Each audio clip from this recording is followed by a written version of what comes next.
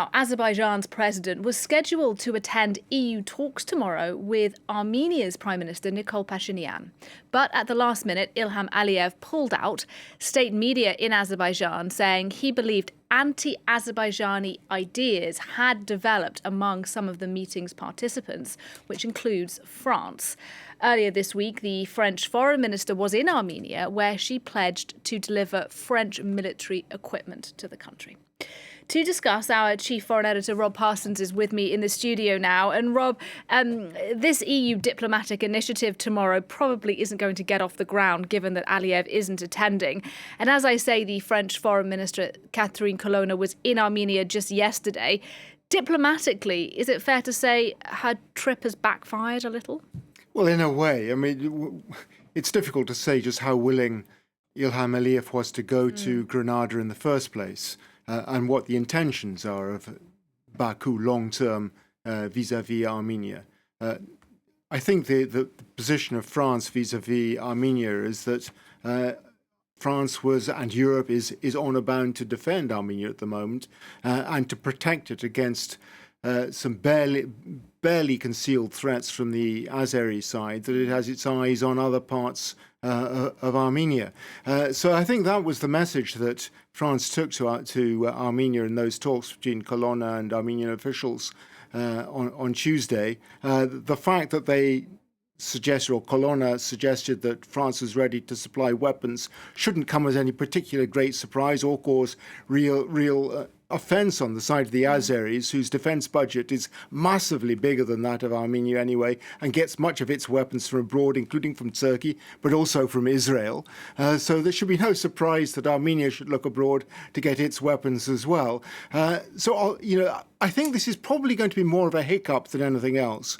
The Azeris are clearly offended. They would have preferred for Europe to stand back at this point. They're also irritated by comments that Charles Michel mentioned. But I think in particular, apart from the arms issue, I think Aliyev will be irritated by a comment that Catherine Colonna made during a Q&A after her meeting with the Armenian officials, in which she was asked a question about ethnic cleansing, whether she felt there had been ethnic cleansing in Nagorno-Karabakh. She didn't actually use the words herself. She spoke about what she called military collusion, military onslaught rather, with collusion of Russia, plus flagrant violation of international law and forced departures. Now, forced departures, is forced departures ethnic cleansing or not? I mean, that's the moot question. But clearly France, with that statement, made a step in that direction. And I think that irritated the Azeris. And Rob, in related news, Armenian lawmakers this week have approved a key step towards the country joining the International Criminal Court. Yeah. That will raise tensions with Russia, that is a historic ally, obviously, of Armenia. How significant do you think this is? I think it is quite significant, in the sense that it reflects paints up the reality on the ground now in the Southern Caucasus. Armenia has been Russia's most loyal partner in the Southern Caucasus. Azerbaijan has always been an edgy partner. Georgia has clearly set itself out to get membership, first of all, of the European Union and NATO, even under the current regime in Georgia. But Armenia has always been the friend. There's Russian military bases still in Armenia.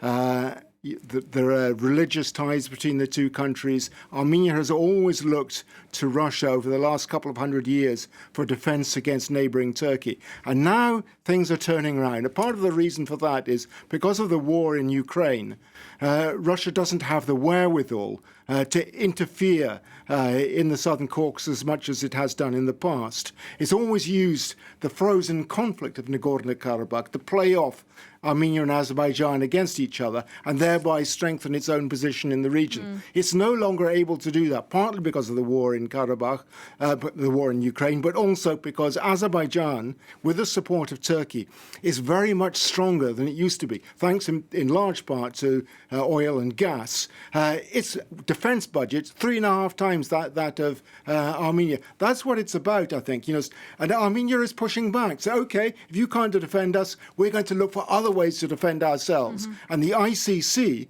represents one of those ways for Armenia to do it. It's a slap in the face to Russia because the ICC has brought charges against Vladimir Putin, which means if he turns up in Armenia, he could be arrested.